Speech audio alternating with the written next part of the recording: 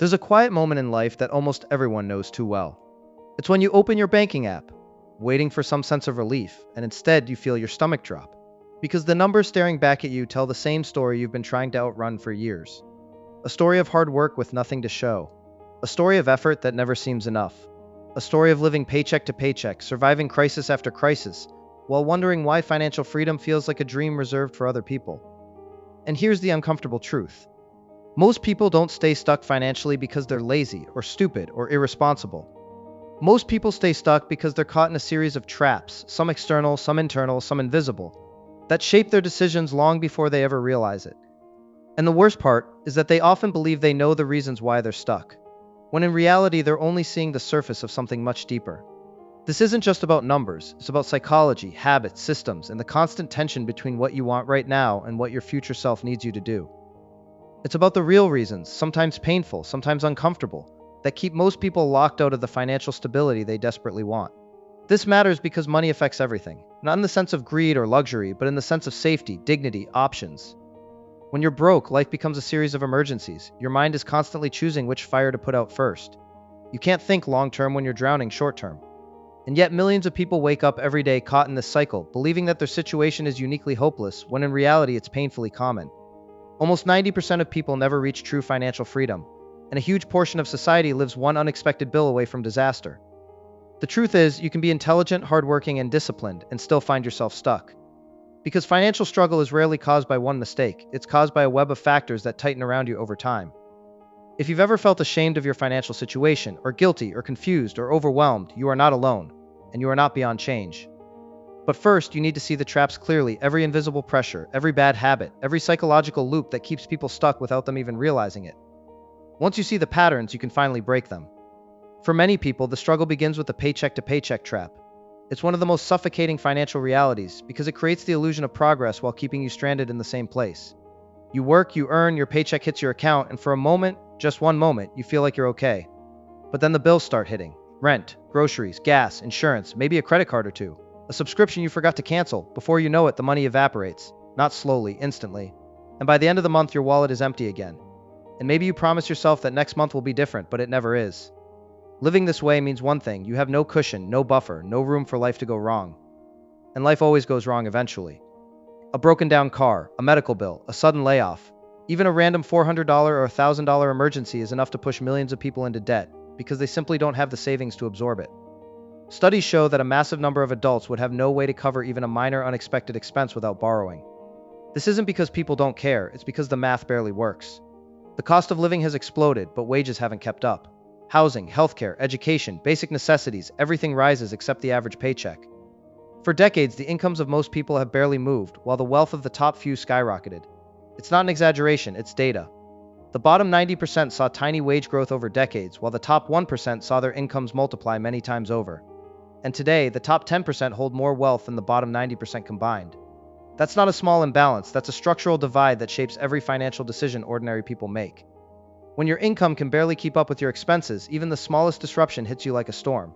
And when disruption becomes normal, survival becomes your default lifestyle. But surviving is very different from advancing. Yet here's where the story gets more complicated. Yes, the system makes financial progress difficult, but external forces don't tell the whole story. Because even in the middle of these pressures, our own habits and mindset can quietly sabotage us. Not because we're flawed, but because we're human. Money is deeply psychological. Ask any financial expert, any self-made success story, they all say the same thing. Money is mostly behavior, not knowledge. It's not about what you know, it's about what you do repeatedly, especially under stress. And when you live in constant financial stress, your brain changes the way it works. Scarcity, just the feeling of not having enough, redefines your decision-making. Research shows that when people live under financial pressure, their mental bandwidth shrinks. It becomes harder to plan ahead, harder to strategize, harder to make rational choices. You're so consumed with surviving this week that your brain simply cannot hold space for long-term thinking. Poverty becomes a tax on your cognitive abilities, not because you're less capable, but because your mental energy is being drained by constant urgency. So if you've ever wondered why saving feels impossible, or why planning for the future feels overwhelming, the answer might be simpler than you think. You don't lack discipline, your mind is being overloaded by survival mode. And then there's the powerful force of instant gratification. Humans are wired to choose comfort now instead of stability later. It's a bias built into our biology. When life is stressful, when you're exhausted, when you're overwhelmed, your brain wants relief, so you buy the treat, you get the takeout, you upgrade the phone, you say, I deserve this, because emotionally, you do. The problem is, these small emotional purchases add up over time, and for people already living on thin margins, they can be devastating. The treat yourself mindset feels harmless, but over the course of months and years, it becomes a quiet drain that pulls your future further away. And because it doesn't feel like a big mistake, you don't notice the damage until it's too late. Fear also plays a massive role in why people stay stuck. Fear of negotiating a salary, fear of looking at bank statements, fear of investing because it feels complicated or risky, fear of making a mistake, fear of failing. Many people avoid the very actions that would help them because facing their financial reality feels too overwhelming. So they delay, they procrastinate, they hope things will get better on their own. But nothing changes in avoidance except the consequences. On top of that, many people carry money beliefs from childhood without even realizing it. If you grew up around stress, scarcity, or conflict around money, those patterns imprint themselves on you. You might believe that money is dangerous, or that wealth is untrustworthy, or that you're destined to struggle because people like you always have. These beliefs aren't logical, but they're powerful. They can make you sabotage opportunities, avoid growth, or downplay your own potential without knowing why. And until you expose them, they quietly shape your financial destiny. But mindset is only one side of the trap. The other side is action, or lack of action. Because even when people know what they should do, many fall into predictable mistakes that keep them broke. Living beyond your means is one of the biggest. Not because people are trying to live luxuriously, but because society normalizes overspending. Credit cards make it effortless. Subscriptions pile up without you noticing. The difference between I need this and I want this becomes blurry. And suddenly, small choices become large consequences. Buying takeout once a week feels trivial, but doing it every week becomes hundreds, then thousands of dollars that could have strengthened your financial foundation. And the truth is, most people don't go broke from one huge decision. More often, it's the slow drip of small habits over years. Debt is another trap that keeps millions stuck. High-interest credit cards, pay-later programs, car loans, personal loans. Every new payment steals a piece of your paycheck. For some people, their entire month is consumed by repayments on things they bought long ago. And the interest rates, they're brutal. A credit card with over 20% interest means that carrying a balance isn't just expensive, it's financial quicksand. You pay, and somehow the number barely moves. Debt turns your income into something that belongs to someone else before you ever see it. And if you only pay the minimums, you can spend years or decades locked in a cycle where you're not building a life, you're paying for a past version of yourself. Budgeting is another area where people struggle, not because they don't care, but because facing the numbers can be painful. Many avoid budgeting because it feels restrictive, or because they feel ashamed of what they'll discover. But not having a budget means drifting through life without any awareness of where your money is going. It's like trying to lose weight without ever looking at what you eat. You can't change what you refuse to measure. And because people never build a simple system to track their money, years can pass without progress, and they only realize it when the consequences become unavoidable. Impulse spending also plays a huge role. Emotional purchases, stress spending, boredom spending, celebration spending, they all tap into the same vulnerability. When life is heavy, buying something gives you a temporary shot of pleasure. Marketers know this, stores know this, entire industries are designed to make you spend without thinking. And people fall into this trap not because they're weak, but because they're human. Then there's the habit of saving last. Most people save whatever is left after expenses, and there's never anything left. Wealthy people save first and spend what remains. Struggling people spend first and hope something remains. And hope is not a strategy. Without consistent saving and investing, the future stays fragile. And without assets that grow, you'll always be dependent on your next paycheck. And of course, there's the temptation to chase get-rich-quick shortcuts. Gambling, risky investments, hot stock tips, crypto hype. All driven by the desire to escape the struggle fast. But fast money is unstable money. When someone with weak money habits gets a windfall like lottery winners who go bankrupt, the problem isn't the money, it's the habits behind it. Without a foundation, sudden wealth slips through your fingers just as quickly as it came. But to understand why most people stay stuck financially, we can't ignore the bigger picture, the systemic forces that shape the landscape. Most people grow up without any real financial education. Think about it. School teaches you algebra but not budgeting, chemistry but not credit scores, literature but not investing. So you enter adulthood without the knowledge you need to navigate the financial world. And when you don't understand interest, debt, investing, or long-term planning, you're easy prey for bad decisions, predatory lenders, and financial traps. Wage stagnation and inequality deepen the problem. When the cost of living rises faster than your income, you're constantly running uphill. And when the economy funnels wealth disproportionately to the top, the rest of society is left fighting for scraps. It becomes harder to buy a home, harder to save, harder to build security, even when you work hard and do everything right. Debt traps are everywhere, especially for those who are already struggling. Being poor is expensive. If you don't have savings, you pay fees. If you have bad credit, you pay higher interest. If you can't buy in bulk, you pay more per item. If you hit a financial emergency, you fall deeper into debt. It becomes a treadmill with no finish line. And the harder you run, the more exhausted you get. Social pressure also keeps people stuck. Everywhere you look, you're shown images of success that are actually illusions: vacations, new cars, luxury lifestyles, all financed with debt. People feel pressured to keep up with appearances, even when their finances are collapsing beneath them. Saying "I can't afford this" feels embarrassing, so instead people swipe the card and hide the truth. Add to that the reality of structural inequality, discrimination, unequal access, generational disadvantages, and the climb becomes even steeper for many people. Some start life with safety nets, others start with burdens. Some inherit wealth, others inherit debt. Some get help buying a home, others support their families financially. The journey is not the same for everyone. Ours. But here's the part that nobody expects. Even inside these systemic pressures, even inside these psychological traps, even inside decades of mistakes, transformation is still possible. The proof isn't theoretical, it's in real stories of people who went from the bottom to incredible heights.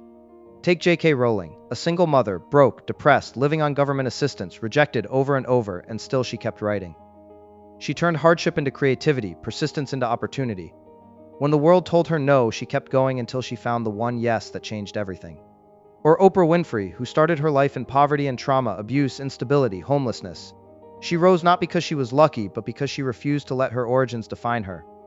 Through education, discipline, empathy, and relentless work, she rewrote her story entirely.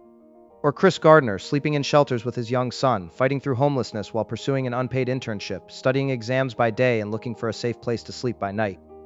He climbed from the lowest point to building a successful career in business, proving that hardship does not determine your destination unless you let it.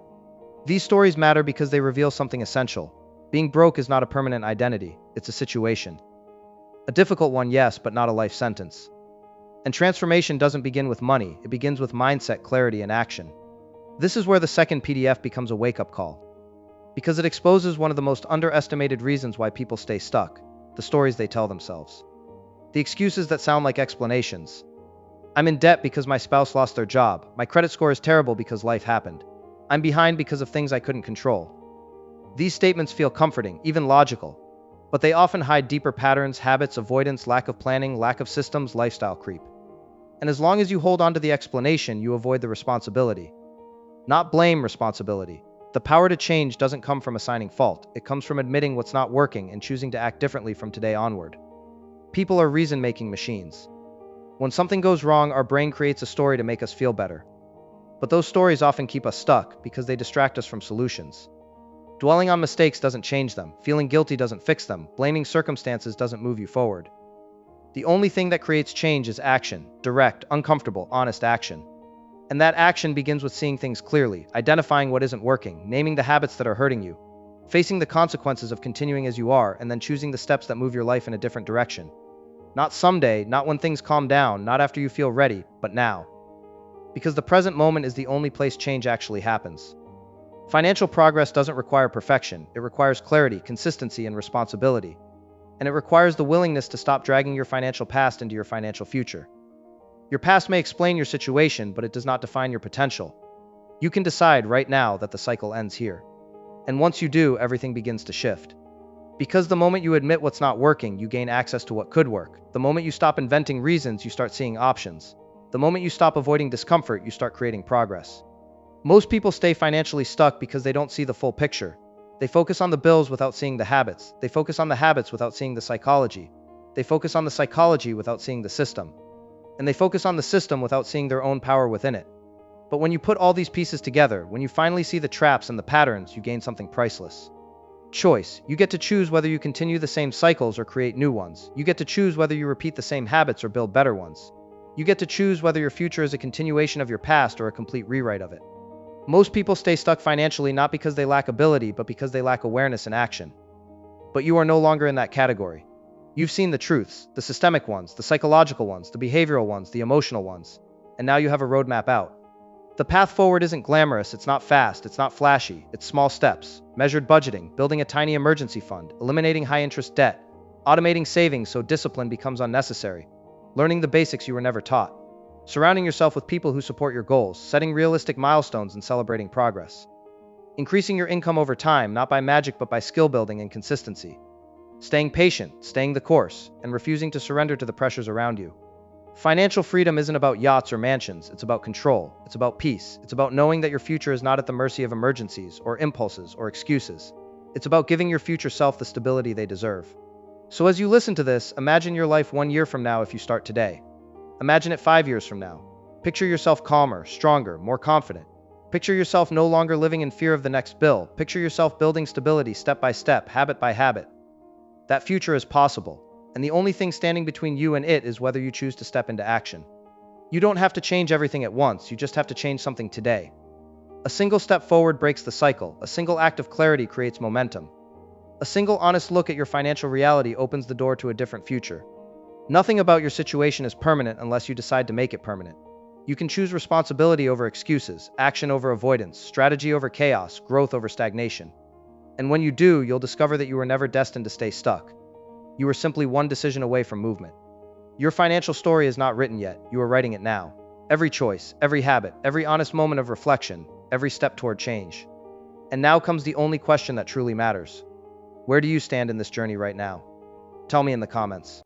Watch the next video and see how the people who understand where the money's moving next always win. And if you're serious about staying ahead of that shift, hit subscribe. You'll want to see what's coming next. Oh, and if you're thinking of starting your own investing journey, take a look at the link in the description. It's the platform I personally use to explore global markets.